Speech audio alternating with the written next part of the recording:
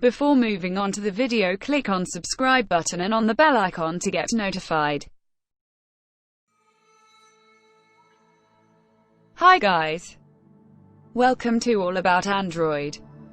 Today I am back with another setup that will make the phone look awesome, with a vintage style.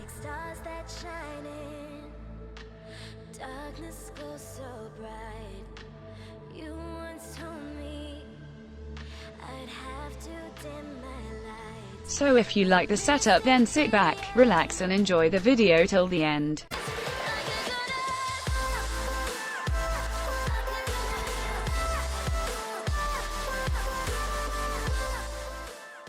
At first, you need to download all the files. The link is given in the description. After downloading all the files, go to your